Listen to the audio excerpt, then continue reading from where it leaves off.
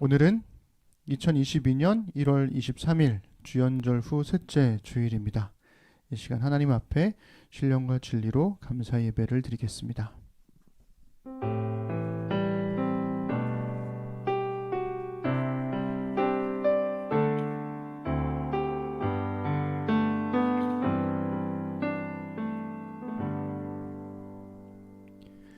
느헤미야가 또 그들에게 이르기를 너희는 가서 살진 것을 먹고 단 것을 마시되 준비하지 못한 자에게는 나누어 주라.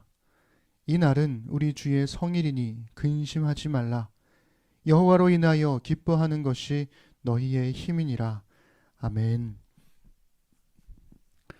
네, 우리 찬양하겠습니다. 우리 비록 우리가 함께 한 공간에 모일 수는 없지만 그래도 우리 마음을 모아 그리스도의 성령 안에서 우리가 함께 모여 찬양을 드리고 예배를 드렸으면 좋겠습니다. 우리 단톡방에 우리 찬민 형제가 예배를 위한 홈 예배 사진 그런 거 올려주셨는데요. 그러한 작은 노력들 그리고 그런 작은 준비 이런 것들이 우리에게 필요하지 않을까라는 생각을 또 해보게 됩니다. 감사하게 되고요. 우리 각 가정에서 이렇게 우리 고백했으면 좋겠습니다. 우리가 기쁨과 소망 잃어버려 노래할 이유 모른다 해도 주님의 사랑, 열정 끝없이 우리를 부르신다고, 선하신 주님을 기뻐하라고, 선하신 주님께 감사하라고 우리 함께 기쁨으로 찬양합시다.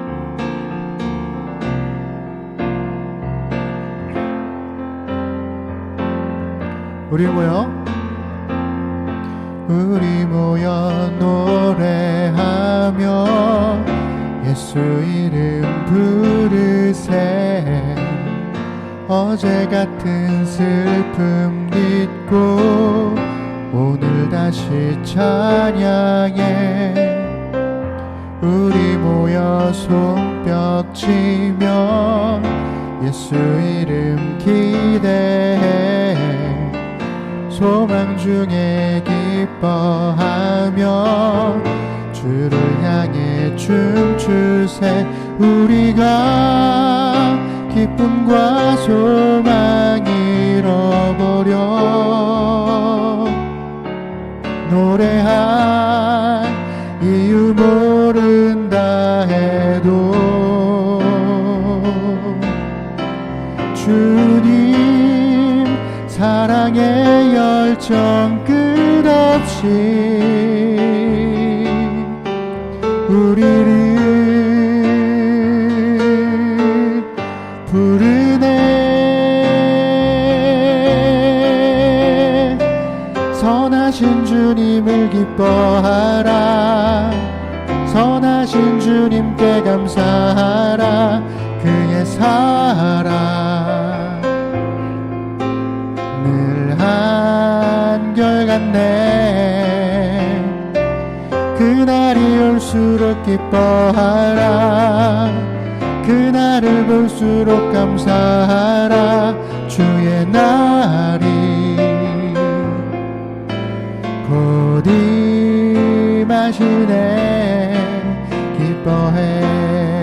우리 모여 노래하며 우리 모여 노래하며 예수 이름 부르세. 어제 같은 슬픔 잊고 오늘 다시 찬양해. 우리 모여 손뼉 치며 예수 이름 기대해.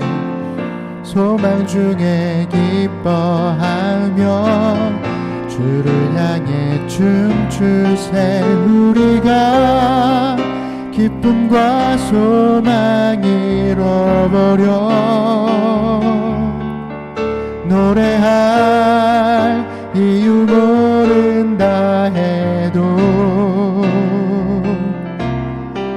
주님 사랑의 열정 끝없이 우리를 부르네.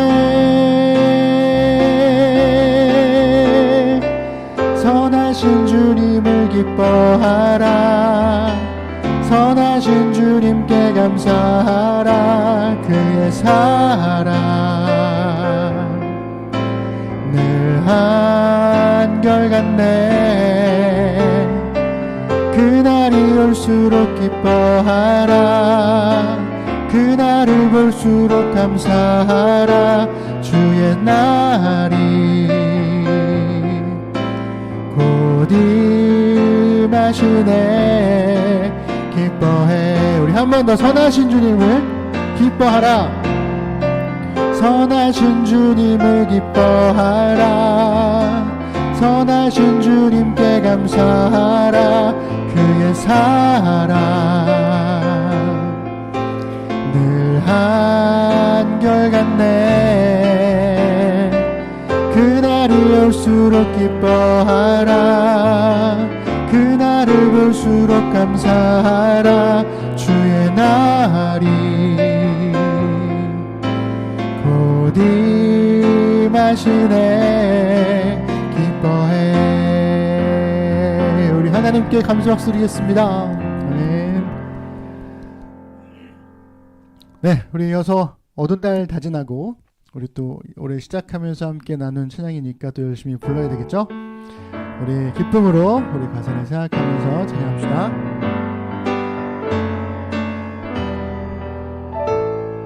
어두운 날 다 지나고 그가 빛을 발하리. 쓰러져 가는 우리 영혼 주가 붙잡아 주시리. 우린 쉬지 않으리. 이 길에 끝이 있으니 한 걸음 한 걸음 주와 함께 걸으리. 우리의 걸음이 끝나는 그날 매 순간 함께 하시니 우릴 안아주시리. 더 이상 눈물 없으리. 당신의 그 나라 안에서 이제 영원히 주 품 안에서 우리 찬양하겠네.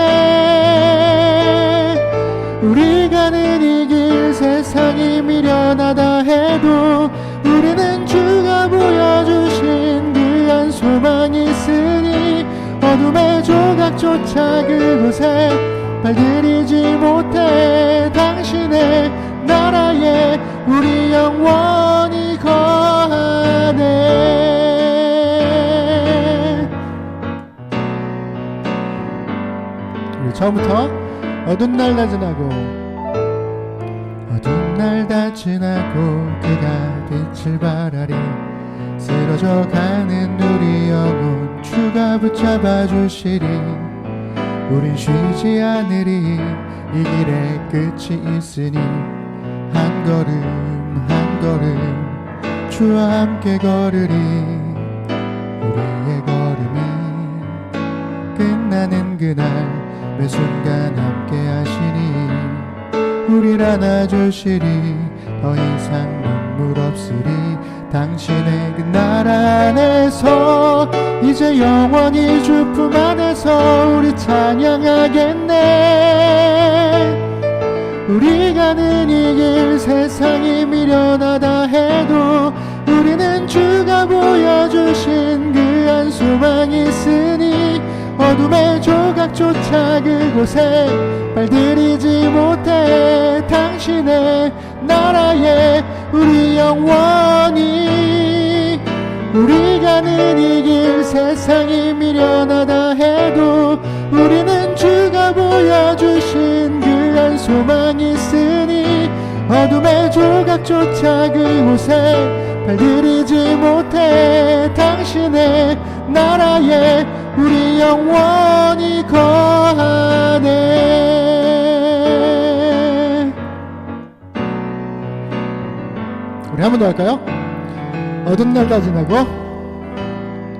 어두운 날 다 지나고 그가 빛을 발하리. 쓰러져 가는 우리 영혼 주가 붙잡아 주시리. 우린 쉬지 않으리. 이 길에 끝이 있으니 한 걸음 한 걸음 주와 함께 걸으리. 우리의 걸음이 끝나는 그날 매 순간 함께 하시니 우릴 안아주시리. 더 이상 눈물 없으리. 당신의 그 나라 안에서 이제 영원히 주 품 안에서 우리 찬양하겠네.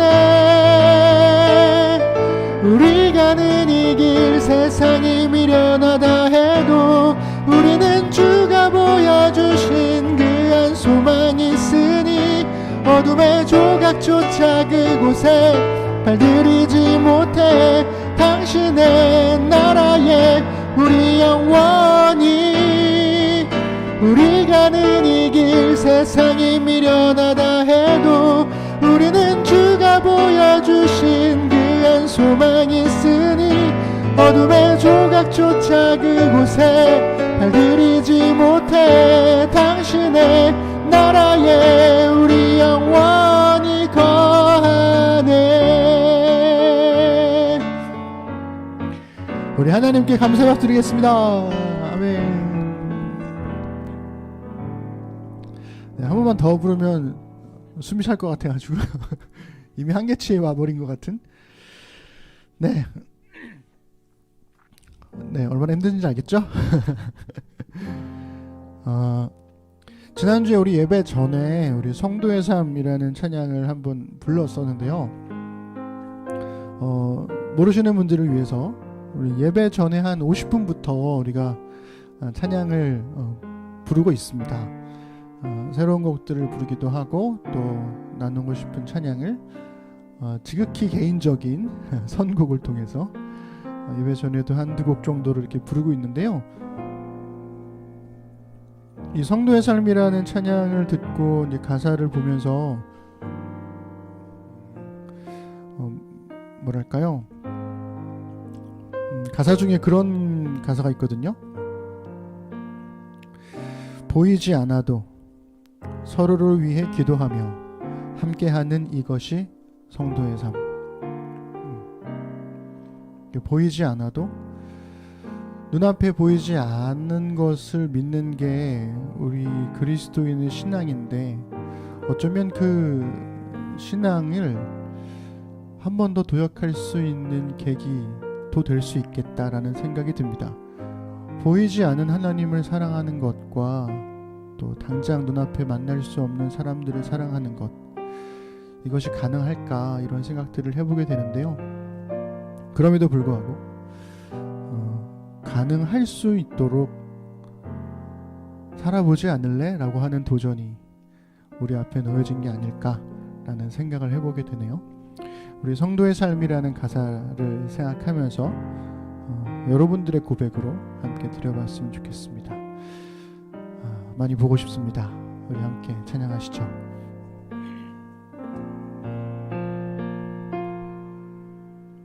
주님 주신 마음을 보내 자신을 온전히 내주신 주 당신의 모든 마음 우리에게 쏟으셨네. 참 깊은 그 사랑 주님 주신 마음 느끼네. 한 사람도 놓지 않으신 주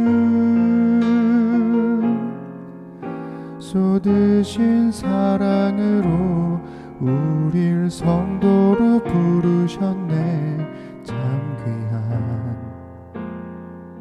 그 사랑. 우리 처음부터 주님 주신 마음을 보내. 주님 주신 마음을 보내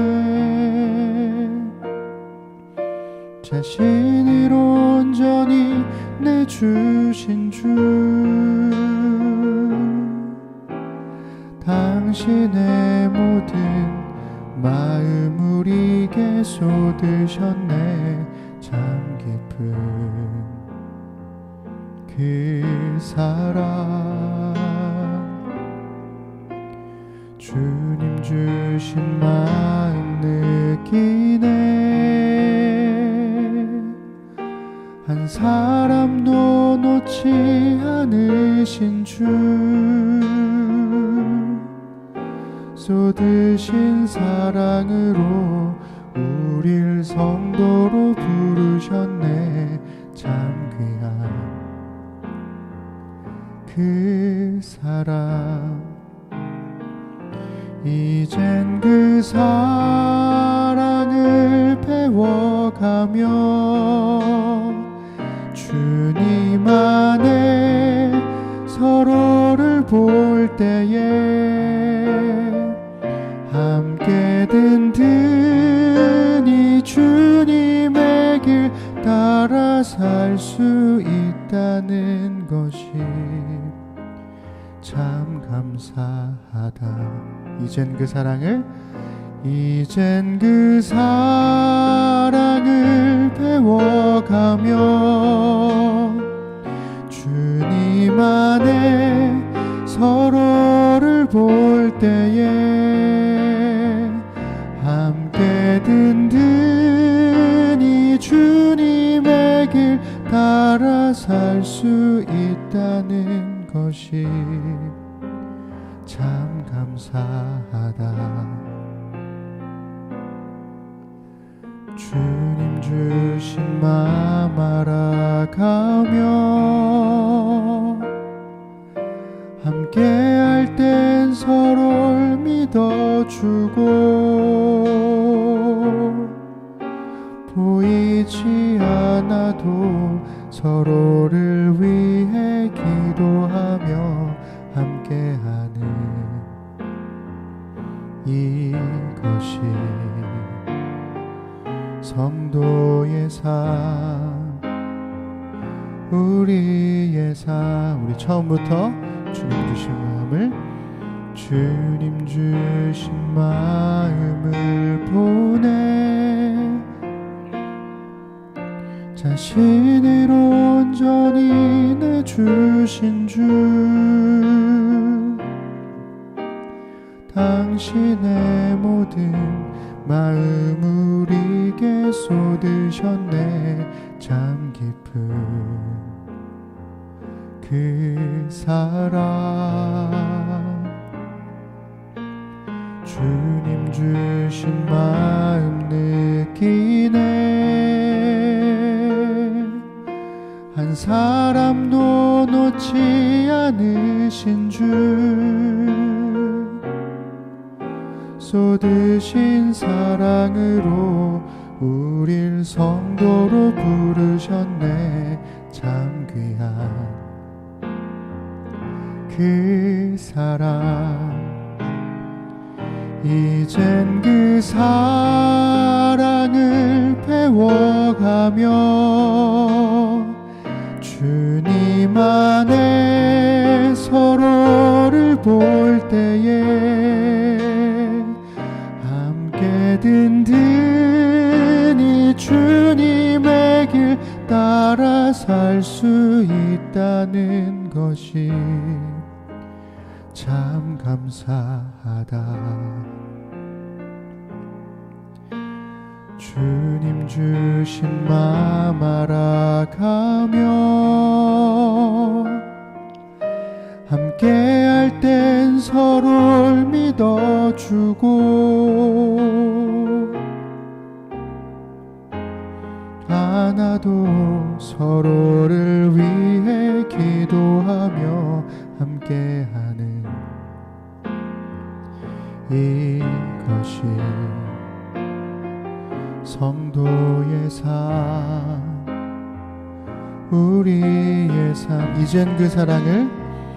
이젠 그 사랑을 배워가며 주님 안에 서로를 볼 때에 함께 든든히 주님의 길 따라 살 수 있다는 것이 참 감사하다. 주님 주신 마음 알아가며 함께 함께할 땐 서로를 믿어주고 보이지 않아도 서로를 위해 기도하며 함께하는 이것이 성도의 삶, 우리의 삶, 이것이 우리의 삶. 아멘. 우리 마지막으로 한 곡 더 찬양하겠습니다. 우리 낮은 곳으로 라는 찬양을 드릴 건데요, 오늘 주실 말씀을 또 기대하면서 또 행의 신앙으로 살아가야 할 우리가 걸어가야 할 걸음들, 또 우리 신앙의 모습들, 이런 것들을 묵상하면서 함께 우리 고백했으면 좋겠습니다.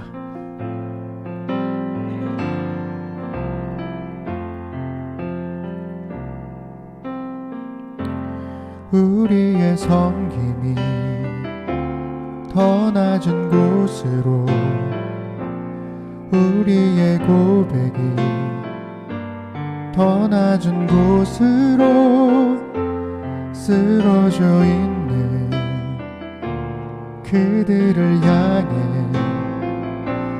당신이 그랬듯 더 낮은 곳으로, 낮은 곳으로 우릴 초대하네. 함께 하자고 말씀하시네. 우리도 예수 그 길을 따라 함께 가길 원하네. 주님이 우리와 함께 하시네.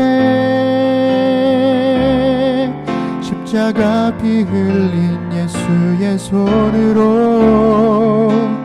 모든 아픔을 위로하시네. 우리에게 보여주셨네. 우리의 섬김이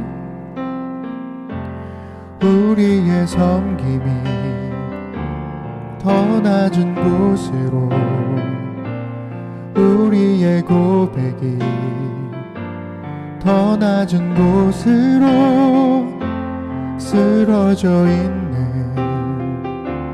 그들을 향해 당신이 그랬듯 더 낮은 곳으로, 낮은 곳으로 우릴 초대하네. 함께 가자고 말씀하시네. 우리도 예수 그 길을 따라 함께 가길 원하네. 주님이 우리와 함께 하시네. 십자가 피 흘린 예수의 손으로 모든 아픔을 위로하시네. 우리에게 보여주셨네.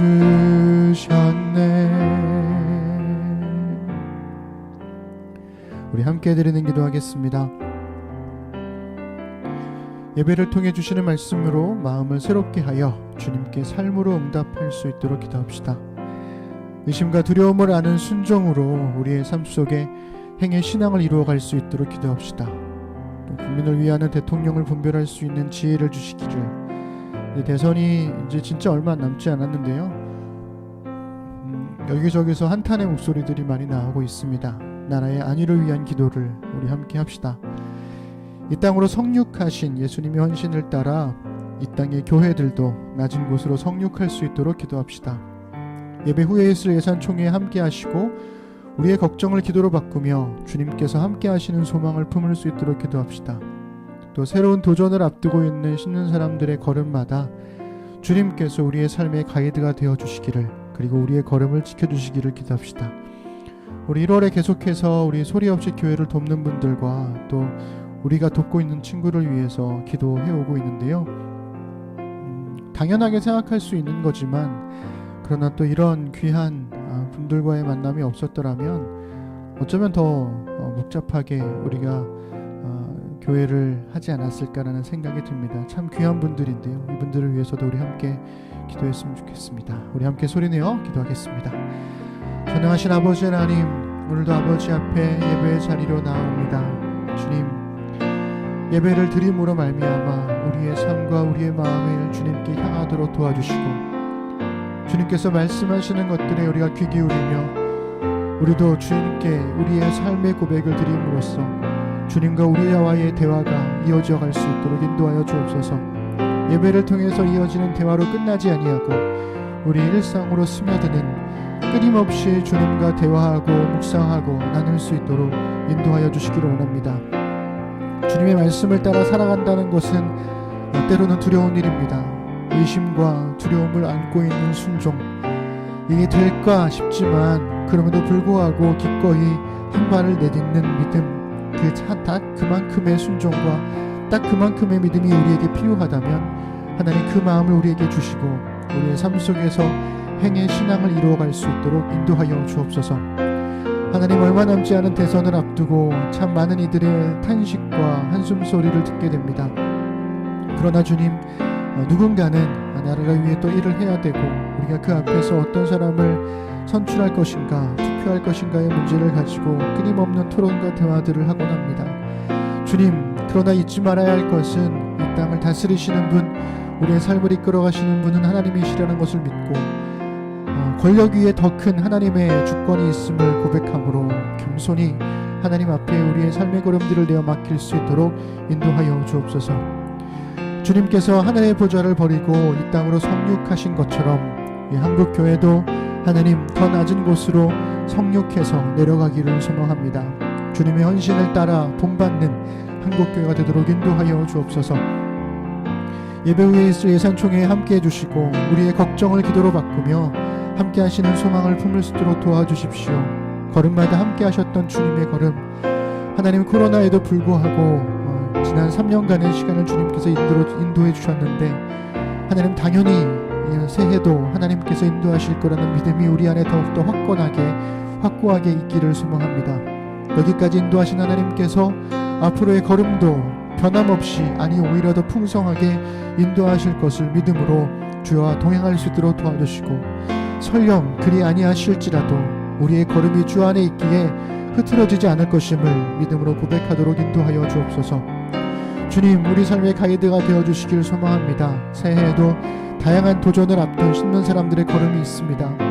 공부를 시작하고 또 새로운 학교를 들어가고 또 새로운 곳에 일을 시작하고 또 아이를 낳고 육아를 하고 또 나름의 도전들과 계획들을 가지고 있는 우리 사랑하는 신는 사람들, 저들의 계획과 생각들마다 하나님의 돌봄이 있기를, 그것이 내 눈에 보이기에 좋고 나쁜과 상관없이 하나님께서 당신의 뜻을 이루어가 주시기를 우리 기도했으면 좋겠습니다. 주님, 소리 없이 우리 교회를 돕는 분들이 계십니다. 하나님, 귀한 우리 김덕희 대표님과 우리 정정숙 세무사님 주님 붙들어 주시고 함께 도우시는 분들의 손길에 우리가 감사하며 나아가도록 도와주시고 이들을 잊지 아니하고 품고 기도하게 하시며, 또한 우리가 돕고 있는 우리 귀한 친구에게도 또 한 해의 학기가 시작될 텐데 그의 마음이 무너지지 아니하고 신실하게 살아갈 수 있도록 주님 붙드시고 인도하여 주옵소서. 오늘도 주님 앞에 예배로 나아갑니다. 주님, 우리 눈과 마음을 붙들어 주옵소서. 함께 하심에 감사드립니다. 우리 주님께서 가르쳐 주신 기도를 함께 고백하겠습니다. 하늘에 계신 우리 아버지, 아버지의 이름을 거룩하게 하시며 아버지의 나라가 오게 하시며 아버지의 뜻이 하늘에서와 같이 땅에서도 이루어지게 하소서. 오늘 우리에게 일용할 양식을 주시고 우리가 우리에게 잘못한 사람을 용서하여 준 것 같이 우리 죄를 용서하여 주시고 우리를 시험에 빠지지 않게 하시고 악에서 구하소서. 나라와 권능과 영광이 영원히 아버지의 것입니다. 아멘. 네, 우리 심는 사람들 소식 전하겠습니다. 심는교회는 유튜브 실시간 예배로 드리고 있습니다. 각 가정에서 준비된 예배자로 함께 해주시기를 바랍니다. 예배를 위해서 말씀드렸다시피 예배를 정말 드리러 가는 사람의 마음으로 깨끗하게 씻고 또 옷도 입고 그렇게 예배자로 서주셨으면 좋겠고요. 각 가정에서 그 예배 드릴 수 있는 그런 분위기를 만들어 주시면 더욱더 좋을 것 같습니다. 네, 우리 놀자에서 예배를 이렇게 또 잘 드리고 있지만 여기가 뮤직 스튜디오다 보니까 우리가 기대하는 것만큼의 그런 배경이라든가 예배 드리는 분위기 이런 것들은 잘 잡히지 않을 수 있지만 그래도 나름 열심히 노력해 보려고 하고 있는데요. 같이 마음을 모아서 예배자로 서주시면 감사하겠습니다. 오늘 예배 후에는 3기 운영의 인도로 2022년 예산총회가 있습니다. 줌으로 다시 접속하셔서 시간과 마음을 담아서 함께 해주셨으면 좋겠습니다. 교우들을 위해서 지난 2주, 3주 동안 저도 참 쉽지 않은 마음으로 계속 기도해 오고 있는데요. 네, 함께 마음 써주셔서 감사드리고 네, 그렇습니다. 우리 소연자매가 부천 소명여고에 1년간 기간제 교사로 채용되었습니다. 2월 중순경부터 출근한다고 하는데요. 잘 적응하고 좋은 선생님이 될 수 있도록 기도 부탁드립니다. 소명여고가 카톨릭 계열의 사립학교라서 훗날 어떻게 될지 모르겠지만 잘하면 2년도 하고 4년까지도 하고 그런다고 하더라고요. 또 소연자매의 길이 어떻게 열릴지 모르겠으나 하나님께서 소연자매의 길을 인도해 주시기를 부탁드립니다. 우리 각 가정에서 축하의 박수를 와 축하드립니다. 네, 28일 돌아오는 금요일은 우리 장호청 원사님의 생신입니다. 와, 네네, 많이 축하해 주시고요. 이현희 집사님 생신도 이제 이틀 뒤에 또 있게 되는데 그날은 주일이니까 다음 주 주일날 우리 생신을 축하하는 시간을 갖도록 하고요. 오늘은 장호철 권사님의 생신을 진심으로 축하드리고 건강하시고 네, 하여튼 우리의 큰 어른으로 잘 함께 해주셨으면 좋겠습니다. 감사합니다. 네, 다른 광고가 없겠죠? 네, 우리 즐겁게 안식할 날 찬송가 43장 찬양하겠습니다.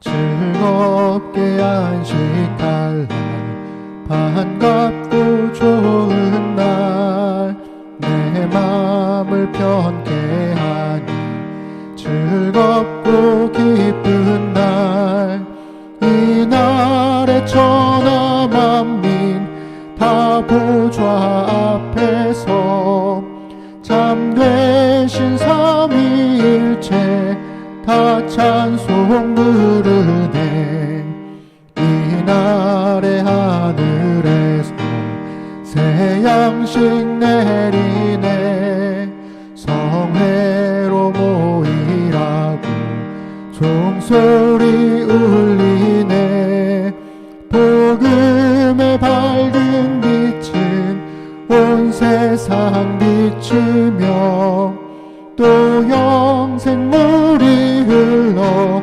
시원케 하시네 이 주일 지킴으로 새 은혜 입어서 영원히 쉬는 곳에 다 올라갑시다 성부께 찬미하고 성자와 또 성령 참되신 삼위일체 다 찬송 부르네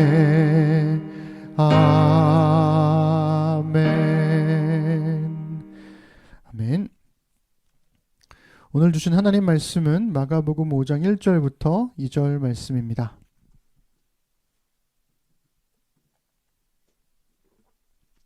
마가복음 5장 1절부터 2절 말씀을 우리 한 목소리로 봉독하겠습니다. 시작.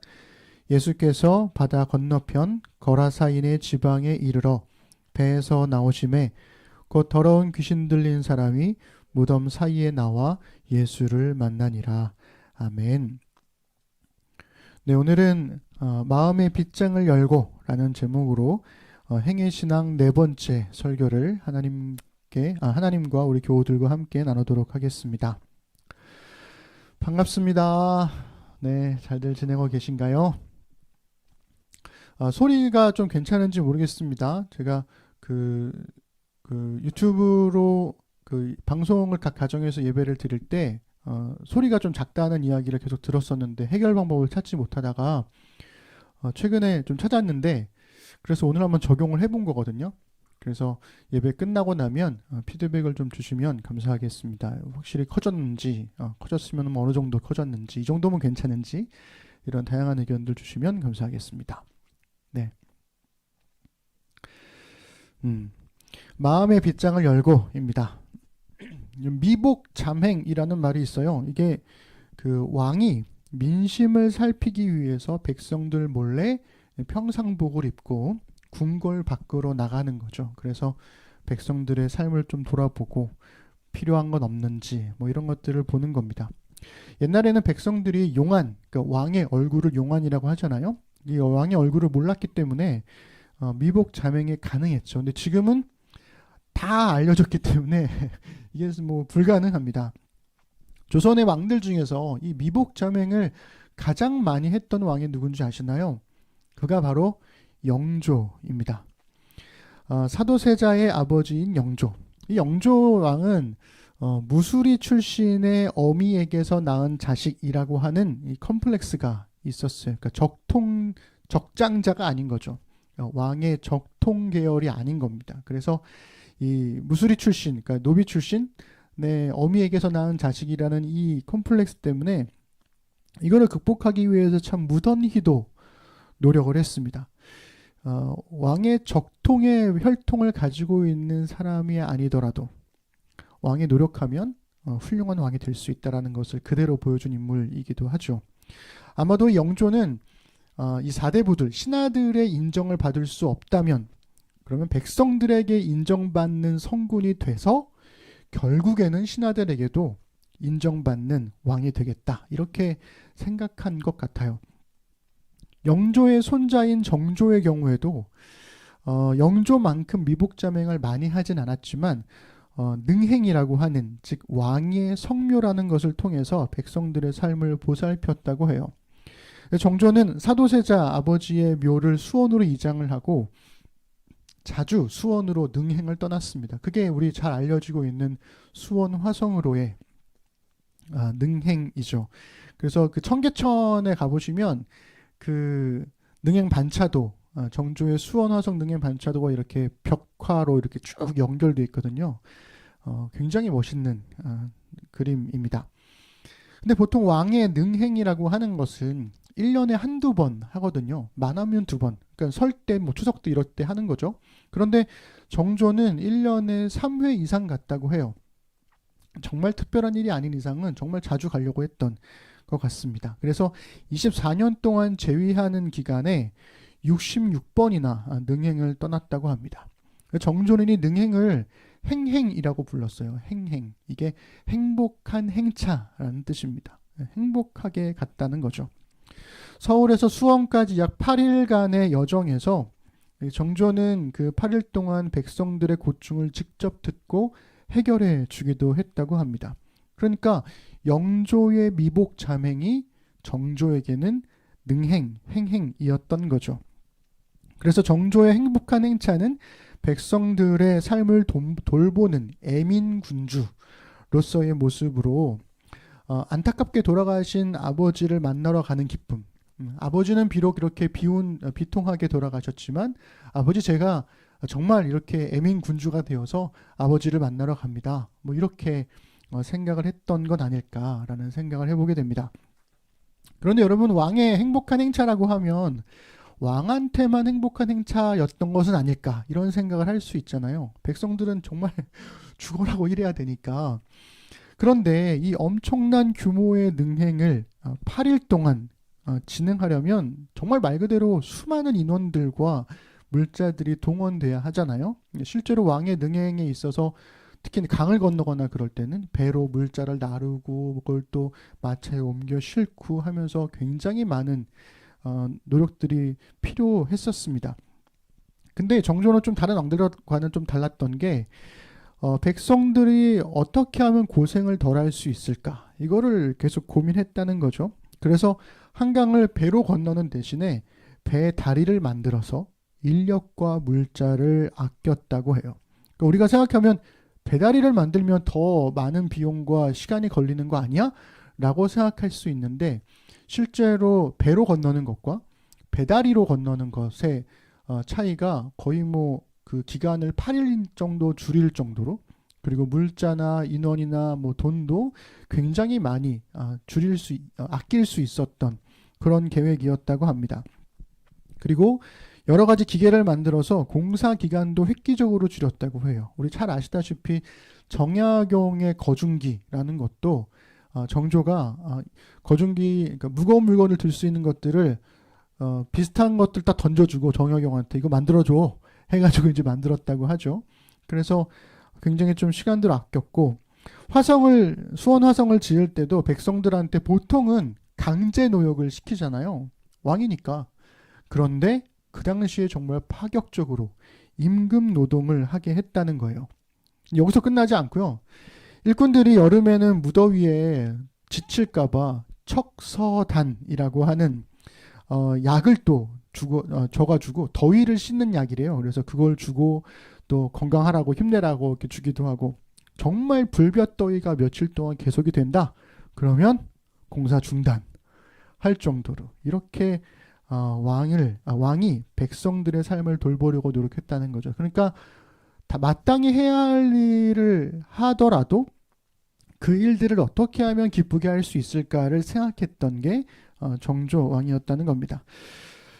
제가 정조를 참 좋아합니다. 그래서 아들 이름도 이산이라고 지을 정도로 정말 팬인데, 근데 흥미로운 게 있어요. 영조와 정조의 통치 초기에 신하들은요, 왕의 안전을 문제 삼아서 미복 잠행과 이 능행을 반대했습니다. 왜 그랬냐면 백성들은 왕의 얼굴을 모른다고 해도 이 두 왕의 반대 세력들이 여전히 존재했었거든요. 그래서 그들에 의해서 왕이 궁궐 밖으로 나가면 암살의 위협이 있으니까, 그래서 최대한 하지 않도록 그렇게 이야기를 했다고 하죠. 신하들은 옳고 그름을 따지기 시작했습니다. 그 왕이 궁궐 밖으로 나가는 거 꼴 보기 싫은 거죠. 백성들한테 인기 얻는 것도 싫은 거고. 그러면서 왕이 잠행이나 능행을 반대했는데 이 두 왕들은 백성들의 삶을 돌보겠다라는 것으로 강행했던 거죠. 생각해 보시면 이 궁궐이라는 곳이 전국에서 가장 잘 정비된 도시인 거잖아요. 왕이 누리는 모든 게 당연하게 있어야 할 곳이 궁궐입니다. 그리고 궁 밖의 사대문 안은 또 다른 풍경이 펼쳐졌고, 사대문 밖으로 또 넘어가면 또 다른 풍경이 펼쳐지는 거죠. 밖으로 갈수록 더 피폐한 삶이 보이게 되는 겁니다. 백성들의 고된 삶의 현실이 그대로 드러나는 거죠. 그러니 궁 안에서만 자란 이 왕족들의 입장에서 궁 밖으로 나간다는 거, 이거 굉장히 두려운 일 아닐까요? 사실 왕의 정치라는 게 대부분 이 궁궐 안에서 벌어지는 논쟁이잖아요. 그래서 국정이 바빠서든 아니면 뭐 보안상의 이유로든 안 나가려고 하면 얼마든지 안 나갈 수 있는 게 그들이었는데, 근데 영조와 정조는 궁궐의 경계를 넘어가서 백성들의 삶의 자리로 갔다는 거죠. 정조에게 전해진 영조의 가르침이 그 이유를 그대로 보여줍니다. 우리 함께 볼까요? 읽어보겠습니다. 모름지기 임금이란 백성을 먼저 아끼고 나라를 먼저 생각해야 한다. 참 멋진 왕이었던 거죠. 저는 영조와 정조가 옳은 삶을 위한 정치가 아니라 좋은 삶을 위한 정치를 했다, 이렇게 보고 있습니다. 옳고 그름은 논쟁의 문제죠. 끊임없이 논쟁을 하면서 누가 옳으냐 그르냐를 따질 수 있지만, 좋고 나쁨은 공감의 문제라고 생각이 들어요. 이것은 같이 겪어봐야 아는 건 거죠. 두 왕은 백성들의 좋은 삶을 위해서 왕이 누릴 수 있는 경계를 넘어간 것입니다. 죽음의 위협에서 오는 두려움에도 불구하고 그 경계를 넘어갔던 거죠. 이 경계를 넘나드는 이야기를 말씀으로 시작을 해봤는데요. 오늘 마가복음 5장에는 이 경계를 넘나드는 이야기가 나옵니다. 마가복음 5장에는 세 가지 이야기가 등장하는데요. 하나는 1절부터 20절은 우리가 읽었던 바다 건너편 거라사인의 지방에 사는 귀신 들린 사람에 관한 이야기이고, 나머지 두 개는 회당장 야이로의 딸에 관한 이야기 안에 이야기가 액자 형식으로 들어가 있습니다. 그래서 야이로의 딸에 관한 이야기로 시작을 했다가 혈루증을 앓는 여인의 이야기가 중간에 들어가고 다시 야이로의 딸에 관한 이야기로 연결되어 있는 거죠.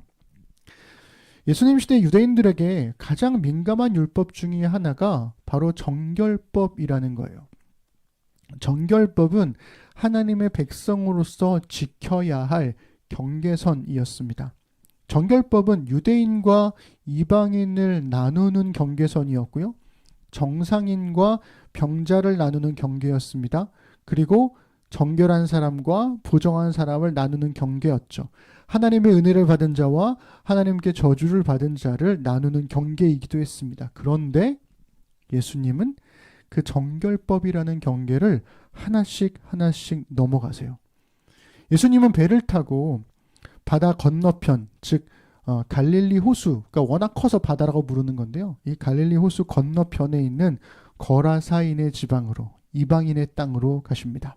우리 5장 1절 2절 한 번 더 읽겠습니다. 예수께서 바다 건너편 거라사인의 지방에 이르러 배에서 나오심에 곧 더러운 귀신 들린 사람이 무덤 사이에 나와 예수를 만나니라. 아멘.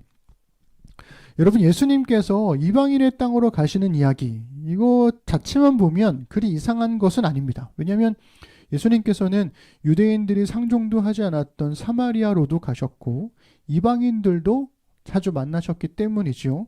그런데 이 이야기가 좀 이상한 이유가 있어요. 왜냐하면 배를 타고까지 건너가서 거기서 한 일이라는 게 뭐였냐면 귀신 들린 사람을 고쳐주신 것뿐이라는 거죠. 그거 하나가 다예요. 근데 여러분, 이 이야기 바로 앞에 나오는 게 뭔가요? 갈릴리 호수의 바다를 건널 때 풍랑을 만나잖아요. 그래서 제자들이 막 어떻게 해야 되지 막 이렇게 되잖아요. 그러니까 종일 설교하고 풍랑을 만나서 바다를 건너가서 이방인을 만나고 그리고 나서 그 사람 고쳐주고 그냥 돌아오셨다는 게 전부라는 거예요. 우리 5장 21절 읽어볼까요? 시작.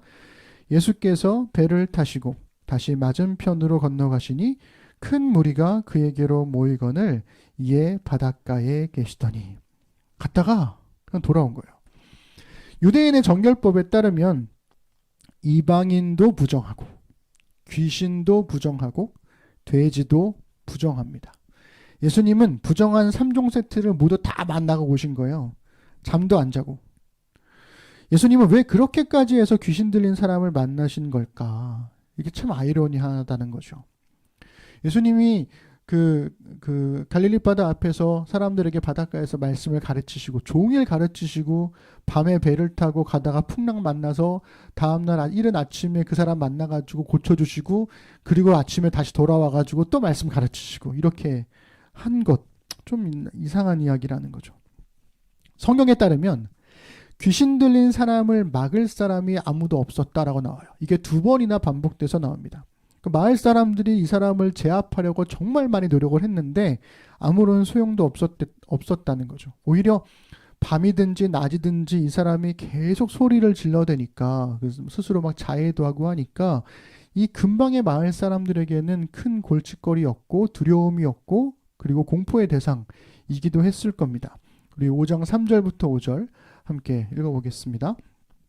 그 사람은 무덤 사이에 거처 하는데 이제는 아무도 그를 쇠사슬로도 맬 수 없게 되었으니 이는 여러 번 고랑과 쇠사슬에 매였어도 쇠사슬을 끊고 고랑을 깨뜨렸음이러라.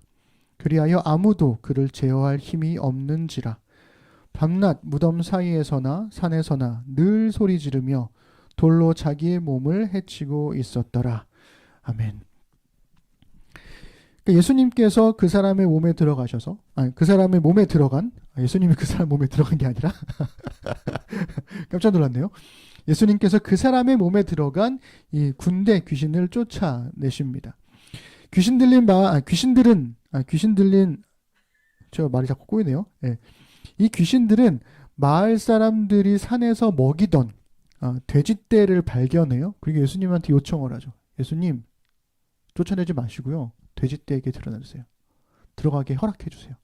근데 흥미로운 게 뭐냐면 이 귀신들이 우리를 여기서 떠나보내지 말게 해주세요라고 부탁을 하는데 이 동네에서 떠나지 않게 해달라고. 근데 그들의 부탁도 사실은 이제 무너지게 되죠. 왜냐하면 돼지들이 다 바닷가로 뛰어 들어갔기 때문에 몰살당하게 되죠. 돼지를 치던 사람들이 너무 놀란 거예요. 그래가지고 이제 마을 사람들한테 가서 이 소식을 알리게 됩니다. 마을 사람들은 이제 황당한 거죠. 2,000마리나 되는 돼지떼가 바다로 몰살했다고? 이게 가능해? 이게 말이 돼? 이렇게 되는 거죠. 그래서 상황을 파악하기 위해서 몰려왔습니다. 그런데 거기에서 본 것은 멀쩡해진 한 사람이었던 거죠. 우리 14절, 15절 읽어보겠습니다. 시작. 치던 자들이 도망하여 읍내와 여러 마을에 말하니 사람들이 어떻게 되었는지를 보러 와서 예수께 이르러 그 귀신 들렸던 자, 곧 군대 귀신 짚혔던 자가 옷을 입고 정신이 온전하여 앉은 것을 보고 두려워하더라. 아멘. 여러분 생각해 보세요. 마을 사람들의 입장에선 돼지 2,000마리와 귀신 들린 사람을 맞바꾼 거죠. 그렇죠? 한 사람을 회복하기 위해서 2,000마리나 되는 돼지를 희생하는 게 옳은가? 이런 질문을 던질 수가 있는 겁니다. 한 사람의 생명이 그만큼의 가치가 있는가? 그것을 논의도 없이 예수님 독단적으로 처리해도 되는가? 그게 맞는가? 사람들이 예수님께 마을에서 떠나달라고 말한 게 이해가 되지 않으세요? 자기들의 재산이잖아요. 소유인 거잖아요. 잃어버린 재산에 대한 분노 때문에 예수님을 때리지 않은 게 어디인가 싶을 정도로 이거 되게 뭐랄까요? 좀 놀라운 사건인 거죠. 그런데 예수님께서는 2,000마리의 돼지를 버리고 한 사람을 남기셨다는 거예요. 하나님께서 이방인인데다가 귀신까지 들린 그 사람을 불쌍히 여기셨다는 증거로 그 사람을 남기셨다는 겁니다. 우리 18절부터 20절 함께 읽어볼게요. 예수께서 배에 오르실 때에 귀신 들렸던 사람이 함께 있기를 간구하였으나 허락하지 아니하시고 그에게 이르시되 집으로 돌아가 주께서 네게 어떻게 큰 일을 행하사 너를 불쌍히 여기신 것을 네 가족에게 알리라 하시니 그가 가서 예수께서 자기에게 어떻게 큰 일 행하셨는지를 데가볼리에 전파하니 모든 사람이 놀랍게 여기더라. 아멘. 유대인의 경계선 밖에 있는 이방인에게, 부정함에 가득한 이방인, 귀신 들린 사람에게, 그에게도 하나님께서 너에게 행하신 일, 네가 곧 증거다. 그를 그 땅에 남겨두셨다는 겁니다. 다시 예수님께서 배를 타고 돌아오셨어요. 그리고 또다시 바닷가에서 말씀을 가르치고 계셨습니다. 예수님 잠도 안 자셨던 것 같아요. 밤 꼬박 새시고. 그때 회당장 야이로가 죽을 위기에 처한 딸을 고쳐달라고 예수님을 찾아왔죠. 여러분, 회당장이라고 하면요, 유대인의 마을에는 유대인 남성 15명에서 20명 이상이 있으면 회당을 세울 수가 있었어요. 그리고 그 회당을 관리하는 이 회당장이라고 하는 사람은 유대인들에게 존경을 받던 사람이었습니다. 그런 그가 예수님께 딸의 구원을 요청했다? 이거 엄청난 사건이죠. 왜냐하면 회당장의 딸을 고쳐주게 되면 그 모든 존경과 유대교 랍비로서의 인정을 한 몸에 받을 수 있었거든요. 그리고 사람들도 이 엄청난 구경거리를 놓칠 리가 없었습니다. 그래서 우르르 따라갑니다. 24절 읽겠습니다. 시작. 이에 그와 함께 가실새 큰 무리가 따라가며 애워싸 밀더라. 말씀드렸다시피 예수님에게는 절호의 기회였어요. 가르침의 권위는 물론이고 기적을 행하는 권위까지 한꺼번에 인정받을 수 있었기 때문이죠. 회당장의 딸을 고친다면 유대인들의 전폭적인 지지까지도 얻을 수 있었을 겁니다. 그런데 혈루증을 앓는 여인이 예수님의 옷에 손만 대어도 나을 수 있겠다, 구원받을 수 있겠다는 생각으로 아무도 몰래 예수님의 옷자락을 싹 만졌어요. 수많은 사람들이 에워싸 밀고 그랬으니까 눈치 못 챘을 거라고 생각했던 거죠. 그런데 예수님이 알아채셨습니다. 그리고 가던 길을 멈추고 굳이 옷자락을 만진 사람, 그 여인을 찾아내세요. 그리고 예수님은 그 민망한 순간에 여인을 앞으로 불러내십니다. 그리고 그 여인은 사람들 앞에서 자신이 저지른 일을 사실대로 말할 수밖에 없었어요. 우리 32절, 34절 읽겠습니다. 시작. 예수께서 이 일 행한 여자를 보려고 둘러보시니 여자가 자기에게 이루어진 일을 알고 두려워하여 떨며 와서 그 앞에 엎드려 모든 사실을 여쭈니 예수께서 이르시되 딸아, 내 믿음이 너를 구원하였으니 평안히 가라. 내 병에서 놓여 건강할지어다. 아멘. 여러분, 이게 참 멋진 장면이긴 한데, 근데 이 여인의 고백을 들은 사람들의 반응은 어땠을까요? 여러분, 피를 흘리는 사람을 만지는 것은 부정한 일입니다. 부정한 사람을 만지면 그 사람도 부정해지는 거죠. 이 정결법의 단순한 규정을 모르는 유대인들은 없었습니다. 여인은 자신을 12년 동안이나 혈루증을 앓았다고 고백했을 때도, 그리고 예수님을 만지려고 사람들 틈을 비집고 들어가려 갔다고 고백했을 때도 사람들은 정말 경악했을 거예요. 이 여인이 우리 모두를 부정하게 만들었다. 게다가 예수님을 만졌다고 막 이야기를 들으면서 점점 분노가 치밀어 오를 수 있는 거죠. 여인의 병이 나은 건 참 다행이에요. 어쨌든 병이 나았으니까 그 예수님께서도 내가 거룩하게 해줬다 이렇게 하면 끝나는 거니까. 그런데 문제가 남았죠. 지금 이 부정한 여인이 정결한 회당장의 집으로 향하는 예수님의 발걸음을 멈추게 했다는 겁니다. 이 부정한 한 여인이. 그리고 그 사이에 딸이 죽어요. 우리 35절 읽겠습니다. 시작. 아직 예수께서 말씀하실 때에 회당장의 집에서 사람들이 와서 회당장에게 이르되 당신의 딸이 죽었나이다. 어찌하여 선생을 더 괴롭게 하나이까. 아멘. 한낱 부정한 여인 때문에 회당장의 딸이 죽었어요. 물론 이 여인의 잘못이라고 볼 수는 없어요. 이 딸은 죽을 수밖에 없었을 수 있으니까요. 그러나 부정한 여인이 예수님을 만진 것은 옳은 일인가를 따질 수 있죠. 부정한 여인의 병을 고치는 것이 회당장의 딸을 살리는 것보다 가치 있는 일인가? 라고 따질 수 있습니다. 옳고 그름의 논쟁을 할 수가 있는 거죠. 근데 그때 예수님께서 회당장의 마음을 붙드십니다. 우리 36절 읽겠습니다. 시작. 예수께서 그 하는 말을 곁에서 들으시고 회당장에게 이르시되 두려워하지 말고 믿기만 하라 하시고. 아멘. 거기서 예수님도 참 예수님 대단하시지만 이 회당장도 참 대단한 것 같아요. 그 얼마나 화가 났을까요? 얼마나 분노했을까요? 한시가 급한데. 근데 두려워하지 말고 믿기만 하라 라고 하는 그 말씀을 이 회당장도 믿었다는 거잖아요. 결국 예수님은 혈루증을 앓던 여인도 고쳐주시고 죽은 회당장의 딸도 결국 살려주십니다.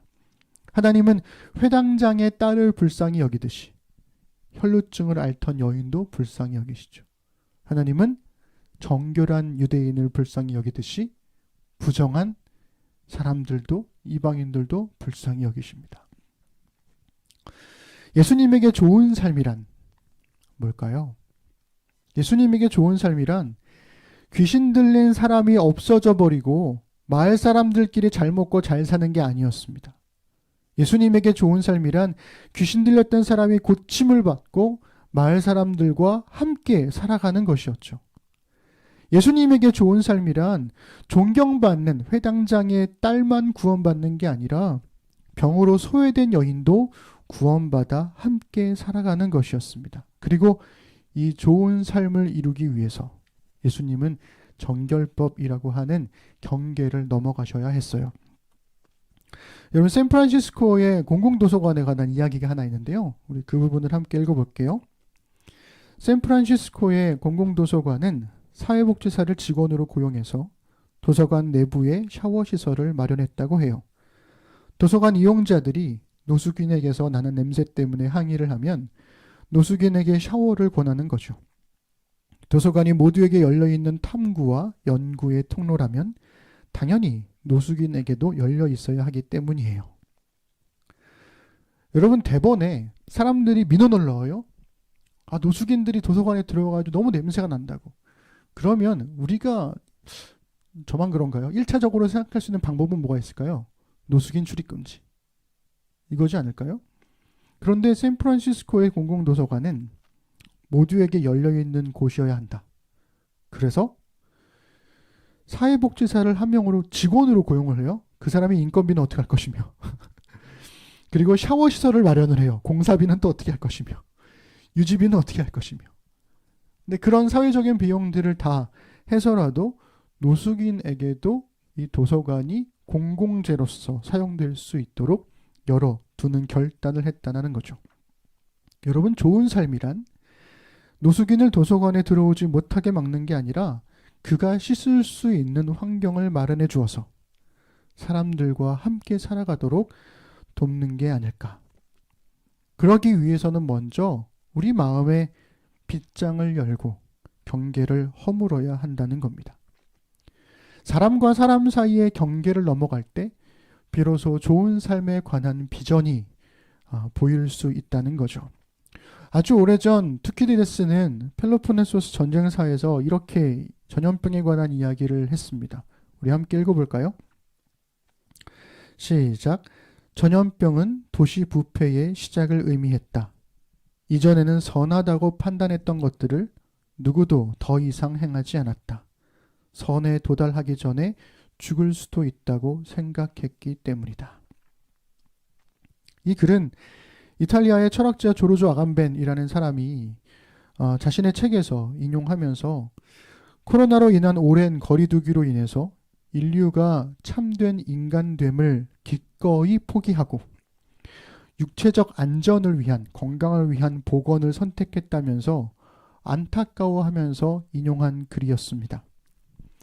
전염에 대한 두려움이 더 큰 소외와 절망이라는 실존적 죽음으로 사람들을 내몰았던 것은 아닐까. 우리가 지금 마주하고 있는 현실들, 2년 동안 겪어왔던 현실들이 바로 그런 게 아닐까 싶은 거죠. 선을 행하다가 죽을까봐 모든 게 멈춰버린 건 아닐까. 모르겠습니다. 극단적으로 그러니까 뭐 방역 다 필요 없고 뭐 이런 얘기를 하는 게 아니라요. 정부에서 제시한 방역 지침들을 지켜가되 두려움으로 켜켜이 쌓인 경계를 넘어가서 선을 행해보려는 도전이 우리에게 이제는 정말 필요하지 않을까라는 생각이 듭니다. 경계를 넘는 건 너무나 두려운 일이지만 경계를 넘어가야 좋은 삶을 이룰 수 있다는 거죠. 그러니 우리 지난주의 말씀에 이어서 의심과 두려움을 아는 순종으로 마음의 빗장을 열고 서로의 경계를 넘어가 보십시다. 서로를 받아들이고 나와 다른 사람들을 위해서 마음을, 삶을, 시간을, 공간을 열어두자는 거죠. 우리가 마음의 빗장을 열면 하나님께서 우리와 함께 경계를 넘어가 주실 겁니다. 우리 그 믿음으로 주신 말씀을 따라 마음의 빗장을 열고 서로의 경계를 넘어가는 우리 심는 사람들 되어주시기를, 그렇게 우리 좋은 삶으로 한 걸음 더 나아갈 수 있는 우리가 되기를 소망합니다. 기도하겠습니다. 하나님, 옳고 그름에 대한 수많은 논쟁들이 있는 동안 무엇이 더 옳은가에 대한 고민들 속에서 각자 한 사람 한 사람들의 삶은 어쩌면 더 어두워져 가고 있는 것은 아닐까라는 고민을 해보게 됩니다. 좋은 삶을 위한 길이 어디에 있는 걸까요? 저는 예수님께서 우리에게 좋은 삶을 위한 길을 보여주셨다고 믿습니다. 마음의 빗장을 열고 경계를 넘어 그에게 하나님의 긍휼을 보여주는 것, 그에게 하나님의 은혜를 누릴 수 있도록 길을 열어주는 것, 그것이 우리에게 주어진 소명이 아닐까요? 코로나의 시대를 살아가는 우리에게 더 큰 소외와 두려움이 우리를 실존적 죽음으로 내몰지 않도록 주님 우리를 붙들어 주시고, 우리 안에 있는 마음의 빗장을 열고 경계를 넘어갈 때 주께서 우리와 함께 넘어가 주시기를 간절히 소망합니다. 예수님의 이름으로 기도드립니다. 아멘. 우리 일상으로의 기도하겠습니다. 설교를 듣고 각자에게 주신 하나님의 말씀을 자신의 말로 바꾸어서 일상으로의 기도로 적어보십시다.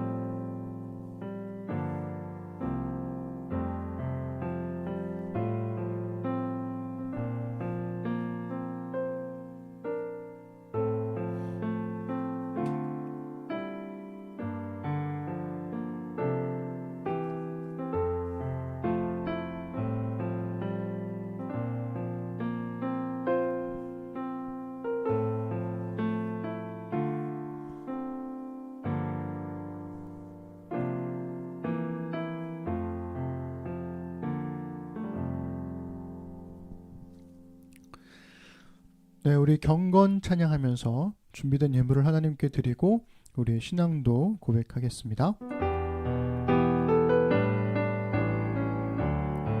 우리 서로를 향해서 전국의 소망 품은 당신은 주님 앞에 설 바로 당신은 그의 편지로 이 땅에 보내신 주의 손과 발 작은 예수,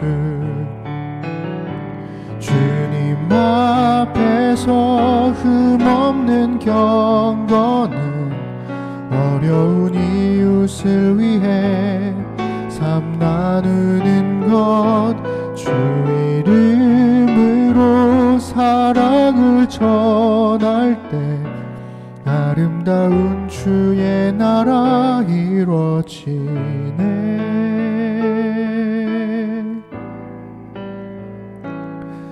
우리의 손은 예수님의 손, 우리의 얼굴 바로 주님 얼굴, 우리의 소유 모두 주님의 것, 이웃을 위해 맡기셨네.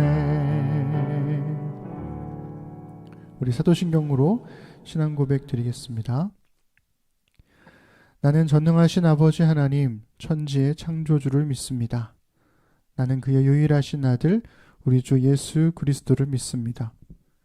그는 성령으로 잉태되어 동정녀 마리아에게서 나시고 본디오 빌라도에게 고난을 받아 십자가에 못 박혀 죽으시고 장사된 지 사흘 만에 죽은 자 가운데서 다시 살아나셨으며 하늘에 오르시어 전능하신 아버지 하나님 우편에 앉아 계시다가 거기로부터 살아있는 자와 죽은 자를 심판하러 오십니다. 나는 성령을 믿으며 거룩한 공교회와 성도의 교제와 죄를 용서받는 것과 몸의 부활과 영생을 믿습니다. 아멘.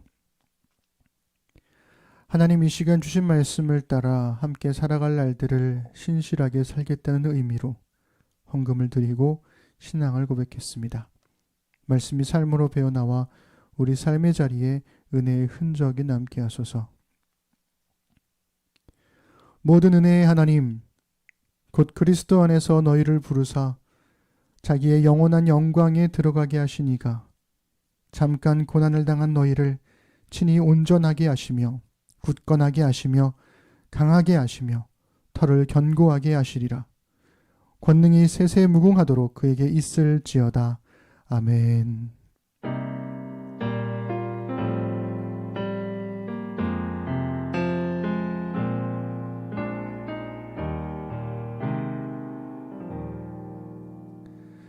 우리 예배를 바라신 하나님께 우리 감사 박수 드리겠습니다.